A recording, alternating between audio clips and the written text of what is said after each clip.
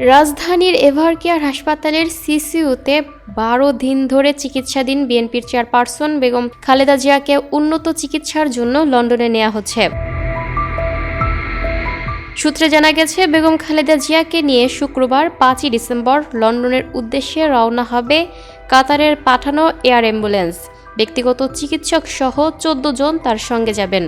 এর আগে ঢাকাস্থ কাতার দূতাবাস থেকে বলা হয়, বেগম খালেদা জিয়াকে বিদেশে নেয়ার জন্য দেশটির আমিরের বিমান কাতার এয়ার অ্যাম্বুলেন্স প্রস্তুত রয়েছে।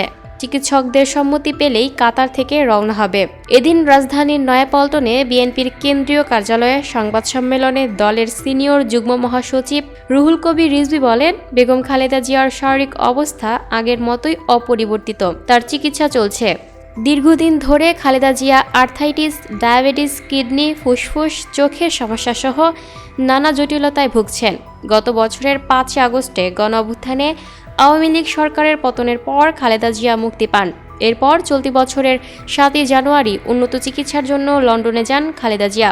চিকিৎসার জন্য ১১৭ দিন লন্ডনে অবস্থান শেষে গত ৬ মে দেশে ফেরেন তিনি।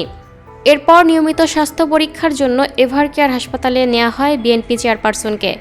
সবশেষ গত ২৩শে নভেম্বর সন্ধ্যায় এভারকেয়ার হাসপাতালে ভর্তি করা হয় বিএনপি চেয়ারপারসনকে।